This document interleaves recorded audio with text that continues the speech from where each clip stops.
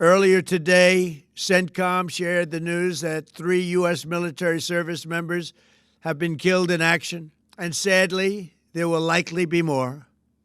Before it ends, that's the way it is. All right, we have some disturbing news coming from the President of the United States, who just had to openly acknowledge in a dark and menacing video that more U.S. troops are likely to die from our strikes against Iran and the subsequent retaliations from Iran, which have escalated tensions all throughout the Middle East. Iran has struck U.S. air base after U.S. naval base after Israeli base in an attempt to inflict maximum damage, because what they're trying to do, what Iranians are trying to do, is teach the United States a lesson. Before we jump into this clip of Donald Trump openly acknowledging what many experts feared, that troops are likely to die, American casualties are likely to climb, let's start off with this thread that really perfectly breaks down how Donald Trump is in a very tight position. Tehran is not looking for a ceasefire and just rejected a ceasefire from Donald Trump. The reason is that they believe they committed a mistake by agreeing to a ceasefire back in June, about 7 or 8 months ago, because that only enabled and emboldened the U.S. and Israel to restock and remobilize to launch war again. If Iran agrees to a ceasefire now, they'll only be attacked again in a few months. It's kind of a similar dynamic that you see with Ukraine. Ukraine is repeatedly attacked by Russia, and any sort of ceasefire that they do is just another chance for Russia to rearm and attack again. So this has led to Iran striking U.S. bases throughout the Middle East and getting very, very clean hits, unfortunately. An Iranian ballistic missile just hit the Jerusalem area. Usually there is very good defense being put up from these countries, but right now, Iran is overwhelming them. Iran is just striking and striking in order to inflict maximum damage. Genuinely terrifying sights. More Iranian drones hit a U.S. base in Iraq. A weapons depot is on fire with secondary explosions still rocking the area. Adam Mockler says, "Why are so many bases being successfully hit? There should be no world in which we plan to attack Iran, expecting counterstrikes, and our defensive systems are already exhausted. We should have been stockpiled with enough Patriot missiles to defend these things. Now U.S. troops are dying due to the poor planning of this administration." But back to this thread. They say that if Iran agrees to a ceasefire now, they'll only be attacked in a few months, so they're trying to inflict maximum damage. For a ceasefire to be acceptable, it appears difficult for Tehran to agree to it unless the cost to the U.S. has become much higher than it currently is. That means the military cost, the death toll cost. The political cost for this administration must be much, much higher. Otherwise, the U.S. will restart the war at a later point, the calculation reads. I'm just laying out their thought process here. Not saying that I agree or disagree. I'm just laying out what they think. By the way, make sure you drop a like. Make sure you subscribe to the feed. Let's actually jump over and watch this clip of Donald Trump breaking down how American casualties are likely to climb. Trump says combat operations in Iran will continue in full force until U.S. objectives are achieved, and he warned that there will likely be more deaths before this ends, more U.S. deaths. So far, the U.S. military says 3 service members have been killed, and Trump is desperately trying to reach a ceasefire while Iran is trying to inflict maximum damage and essentially teach Donald Trump a lesson. Earlier today, CENTCOM shared the news that 3 U.S. military service members have been killed in action. As one nation, we grieve for the true American patriots who have made the ultimate sacrifice for our nation, even as we continue the righteous mission for which they gave their lives.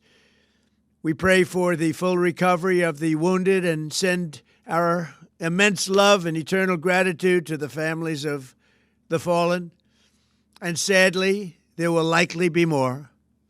Before it ends, that's the way it is. Likely be more, but we'll do everything possible where that won't be the case. But America will avenge their deaths and deliver the most punishing blow to the terrorists who have waged war against basically civilization. They have waged war against civilization itself. All right, listen, if you've been following the coverage on the Adam Mockler feed, you know that we are not fans of the Iranian regime. In fact, our policy advisor, Micah, is Iranian American, and his family has been abused by that very regime. F the Ayatollah, His death is not a tragedy. But the way that Donald Trump is speaking here is actually very alarming. He claims to hate Islamic extremism in the Middle East. I mean, I'm somebody whose dad is from Syria. He's from the Middle East. He's, of course, not extreme, but we've had these conversations. Islamic extremism, one of the core principles is that if you die fighting for your religion or for your nation, then you become a martyr. You basically go to paradise. Martyrdom is very, very important for them. Donald Trump is basically speaking like he believes in martyrdom. He's saying that the people who died did so for a great reason, for their nation. Even Ambassador Mike Waltz responded to the announcement that 3 U.S. troops were killed and said, "Freedom is never free." Brian Tyler Cohen, friend of the show, said, 3 Americans just died, and Trump's UN ambassador waves it off with some bullshit jingoism. From the people who wailed about Benghazi for a decade, they're now just waving this off. They're acting like they're the Islamic extremists who were like, well, they died for a cause. They're just a martyr now. Trump, nobody signed up to have sons and daughters die overseas, but that is exactly what we're seeing. Sam Stein points out an attack on our embassy, Islamabad, and now an apparent, still unconfirmed terrorist attack here at home in Austin will raise some concerns and criticisms about whether we're properly prepared for the fallout of the war in Iran. Well, we have Kristi Noem leading the DHS. I don't think she's properly prepared. We have Kash Patel leading the FBI. I don't think he's properly prepared.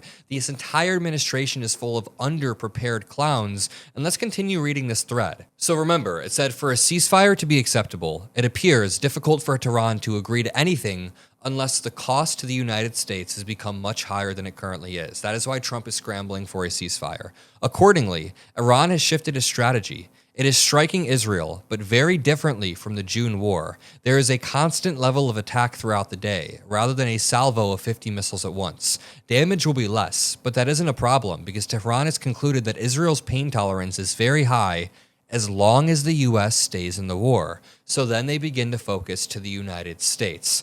God, I wish we didn't have to be in a situation like this where the United States is now a target for Iran. Trump is trying to tout how we're going back in and we're going to continue to fight Iran, but Iran is no longer just retaliating. They are strategically escalating. That is a very, very big difference. Retaliation is trying to just like throw a few darts and scare the United States and Israel. Strategic escalation means that they are going to continue to kill U.S. soldiers until the United States is forced to respond and escalate even further, which Trump has already said he will.